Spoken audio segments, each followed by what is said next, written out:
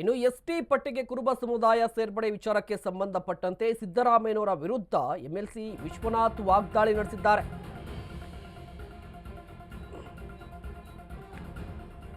CM ಸಿದ್ದರಾಮಯ್ಯನವರ ವಿರುದ್ಧ BJP MLC Vishwanath ವಾಗ್ದಾಳಿ. ಸಿದ್ದರಾಮಯ್ಯನವರಿಗೆ ಸಂಕಷ್ಟ ಬಂದಾಗಲೆಲ್ಲ ಕುರುಬರು ನೆನಪಾಗ್ತಾರೆ. ಇದೀಗ ಸಿದ್ದರಾಮಯ್ಯನವರಿಗೆ ಸಂಕಷ್ಟ ಬಂದಿದೆ, ಹೀಗಾಗಿ ನೆನಪಾಗಿದೆ. ಕುರುಬ ಸಮುದಾಯವನ್ನ ಎಸ್ಟಿ ಪಟ್ಟಿಗೆ ಸೇರಿಸುವುದಾಗಿ ಹೇಳ್ತಿದ್ದಾರೆ. ಸಿದ್ದರಾಮಯ್ಯ ಮನಸ್ಸು ಮಾಡಿದ್ರೆ ಈ ಹಿಂದೆಯೇ ಮಾಡಬಹುದಿತ್ತು. ಕುರುಬ ಸಮುದಾಯದ ನಾಯಕರನ್ನ ವ್ಯವಸ್ಥಿತವಾಗಿ ತುಳಿದವರು ಯಾರು ಅಂದ್ರೆ ಸಿದ್ದರಾಮಯ್ಯನವರು. ಸಮುದಾಯದ ನಾಯಕರು ಬೆಳೆಯಲು ಸಿದ್ದರಾಮಯ್ಯನವರು ಬಿಡಲಿಲ್ಲ. ಹಿಂದುಳಿದ ವರ್ಗಗಳ ನಾಯಕ ಅಂತ ಸಿದ್ದರಾಮಯ್ಯನವರು ಹೇಳ್ಕೊತಾರೆ. ಆದರೆ ಹಿಂದುಳಿದ ವರ್ಗಕ್ಕೆ ಸಿಎಂ ಯಾವುದೇ ರೀತಿಯ ಕೊಡುಗೆಯನ್ನ ಕೊಟ್ಟಿಲ್ಲ. ಬರೀ ಬೊಗಳೆ ಬಿಟ್ಕೊಂಡು ಸಿದ್ದರಾಮಯ್ಯನವರು ಓಡಾಡ್ತಾ ಇದ್ದಾರೆ. ಮೈಸೂರಲ್ಲಿ ಸಿದ್ದರಾಮಯ್ಯನವರ ವಿರುದ್ಧ ಎಚ್ ವಿಶ್ವನಾಥ್ ವಾಗ್ದಾಳಿ ನಡೆಸಿದ್ದಾರೆ. 2015 ಬೇರೆ ತರ ಆಗುತ್ತೆ. ಸಿದ್ದರಾಮಯ್ಯನ ಕಾಲಾಳುಗಳೆಲ್ಲ ನೀವು, ಕಾಂಗ್ರೆಸ್ ಪಕ್ಷದ ಜೀತಗಾರರೆಲ್ಲ ಸ್ವಾಮಿಗಳೇ, ಕುರುಬ ಸಮಾಜದ ಎಂದೂ ನೀವು ಈಗ ಯಾತಕ್ಕೆ ಟ್ರೈಬ್ ಆಗಬೇಕು ಅಂತ ಇಂಡೈರೆಕ್ಟ್ ಆಗಿ ಏನೇನೋ ಮಾಡಿಸ್ತಾ ಇದ್ದೀರಿ. ನಿಮಗೆ ಕಷ್ಟ ಬಂದಿದೆ, ಈಗ ಸಂಕಷ್ಟ ಬಂದಿದೆ. DK ಶಿವಕುಮಾರ್ ಮುಖ್ಯಮಂತ್ರಿ ಆಗಬೇಕು ಅಂತಕ್ಕಂಥ ಬಹಳಷ್ಟು ಜನ ಕಾಂಗ್ರೆಸ್ಸಲ್ಲಿ ಒತ್ತಾಯ ಬಂದಿರೋದ್ರಿಂದ ನೀವೀಗ ಕುರುಬರನ್ನ ಬನ್ನಿಯಪ್ಪ ಬನ್ನಿಯಪ್ಪ ಬನ್ನಿಯಪ್ಪ ಅಂತ ನೀವು ಸಂತೋಷವಾಗಿರುವಾಗ ಕುರುಬರನ್ನ ಒದ್ದಿದ್ದೀರಾ.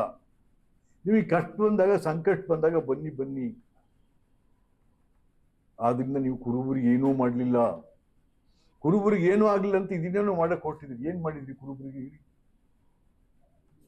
ತನು ಮನ ಧನ ಅರ್ಪಣೆ ಆಯ್ತು ಆ ಸಮಾಜದಿಂದ. ನೀವೆಲ್ಲರನ್ನು ತುಳಿದ್ರೆ ಹೊರತು ಕುರುಬರಲ್ಲಿ ನೀವು ಯಾರನ್ನು ಬೆಳೆಸಲಿಲ್ಲ. ಸಿದ್ದರಾಮಯ್ಯ ನನ್ನಾದಿಯಾಗಿ ತುಳಿದ್ರಿ ನೀವು. ಕುರುಬ ಸಮುದಾಯದ ನಾಯಕತ್ವವನ್ನ ನೀವು ತುಳಿತಾ ಬಂದ್ರೆ ಹೊರತು ಬೆಳೆಸಲಿಲ್ಲ. ನೀವು ಯಾರನ್ನು ಬೆಳೆಸಿದ್ರಿ? ಇವತ್ತೇನೋ ಸಂಕಷ್ಟ ಬಂದಿದೆ, ನೀನ್ ಬಾ ಅವನ್ ಬಾ ಇವನ್ ಬಾ ಅಂತ ಹೇಳಿ. ಹಾಗಾಗಿ ನಾನು ಕೂಡ ಹೌದು ಟ್ರೈಬ್ ಆಗ್ಬೇಕು ಅಂತಕ್ಕಂಥ ನಾವು ಕೂಡ ಹೋರಾಟ ಮಾಡ್ಕೊಂಡ್ ಬಂದವರು. ಹೋರಾಟ ಯಾವ ಹೋರಾಟ? ಬರೀ ಸುಳ್ಳು ಹೇಳ್ಕೊಂಡು. ಹಾಗಾಗಿ ಇದೊಂದು ನಾಟಕ ಇವತ್ತು ಶುರು ಮಾಡಿದ್ದೀರಿ. ನಾಟಕ ಬೇರೆ ತರ ಆಗುತ್ತೆ. ಸಿದ್ದರಾಮಯ್ಯನ ಕಾಲಾಳುಗಳೆಲ್ಲ ನೀವು, ಕಾಂಗ್ರೆಸ್ ಪಕ್ಷದ ಜೀತಗಾರರೆಲ್ಲ ಸ್ವಾಮಿಗಳೇ, ಕುರುಬ ಸಮಾಜದ ಪೀಠಾಧಿಪತಿಗಳು ನೀವು. ಎಚ್ಚರ. ಈ ತಂಟೆ ಬರಕ್ ಕೂಡ್ದು ನೀವು. ಸಿದ್ದರಾಮಯ್ಯನ ಪರ ಅಲ್ಲಿ ಇಲ್ಲಿ ಹೋಗೋದು, ಜನ ಎತ್ಕಟ್ಟೋದು, ಭಾಷಣ ಮಾಡೋದು. ನಾವು ಬೇರೆ ಪೀಠಗಳನ್ನ ಮಾರ್ಗದರ್ಶನವಾಗಿ ಇಟ್ಕೊಳ್ಳಿ. ಶೃಂಗೇರಿ ಪೀಠ ಇದೆ, ಉಡುಪಿ ಪೀಠ ಇದೆ, ಕಾಗಿನೆಲೆ ನಮ್ಮ ಚುಂಚನಗಿರಿ ಪೀಠ ಇದೆ, ಸುತ್ತೂರು ಪೀಠ ಇದೆ, ನಮ್ಮ ತುಮಕೂರು. ಅವನ್ನ ಆದರ್ಶವಾಗಿಟ್ಟು ಬದುಕಿ ನೀವು. ಸುಮ್ಮನೆ ರಾಜಕಾರಣ ಮಾಡಲಿಕ್ಕೆ ಯಾರ್ದು ಹಿತಾಸಕ್ತಿ ಏನೋ ಮಾಡ್ಲಿಕ್ಕೆ ಹೋಗ್ಬೇಡಿ. ಎಚ್ಚರ. ಯಾಕೆಂತ ನೀವೇನಾದ್ರು ಆ ಥರ ಹೋದ್ರೆ ನಿಮ್ಗೂ ತಲೆದಂಡ ಮಾಡಬೇಕಾಗುತ್ತೆ. ಹುಷಾರ್. ಯಾಕೆಂದ್ರೆ ಇದು ಸಮಾಜದ ಪೀಠ ಇದು.